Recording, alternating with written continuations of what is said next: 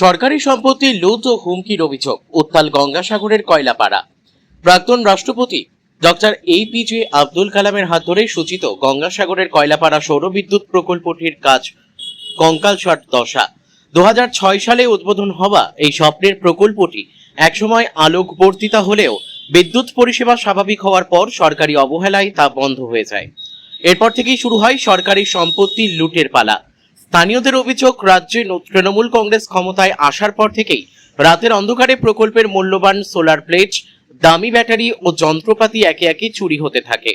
প্রবীণ বাসিন্দারা এর প্রতিবাদ করতে গেলে স্থানীয় কিছু প্রভাবশালী ব্যক্তি ও তৃণমূলের দলীয় ক্যাডাররা তাদের মারধর ও মিথ্যে মামলায় ফাঁসানোর হুমকি দেয় বলে অভিযোগ।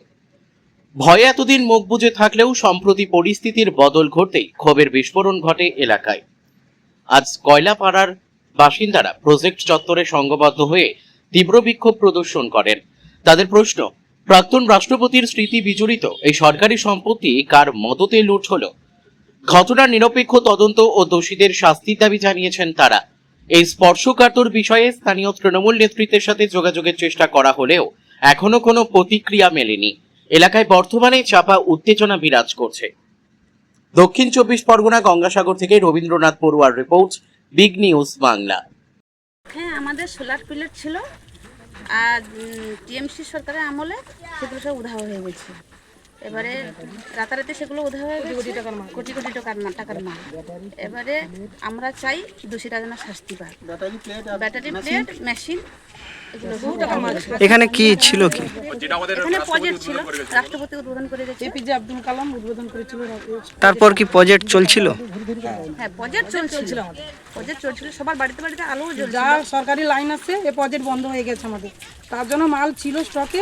কি নাম আপনার? সামনে বছর এগুলো করা হয়েছে। কবে এগুলো নিয়ে গেছে? আগের বছর বর্ষাকালে এরকম সময় ভাঙচুর করা হয়েছে। তারপর আর সেখান থেকে কাউকে কোনো পাওয়া যাচ্ছে না, কিনো না।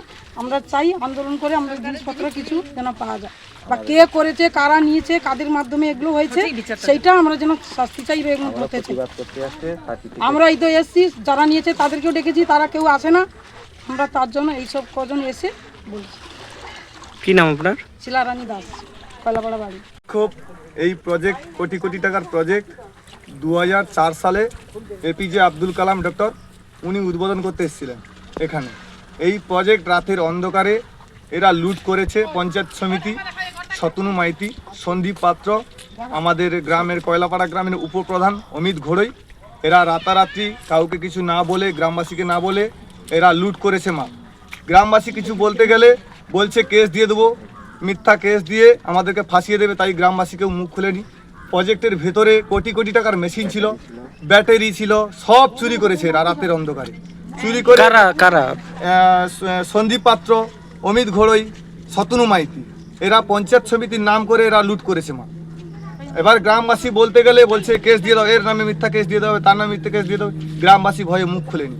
প্রজেক্টের ভিতরে ব্যাটারি ছিল, কোটি কোটি টাকার ব্যাটারি, সব লুট করেছে রাত্রিবেলা, রাত্রের অন্ধকারে সব গাড়ি গাড়ি মাল বুঝি করে নিয়ে গেছে এরা। তাই আমি বলছি এদের বিরুদ্ধে কিছু আইন ব্যবস্থা নিয়ে যথাযোগ্য শাস্তি উপযুক্ত নেওয়া যেন হয়। তার জন্য আমরা বিক্ষোভে সামিল হয়েছি গ্রামবাসী। কি নাম আপনার? আমার নাম মিঠুন দাস, বাড়ি কয়লাপাড়া।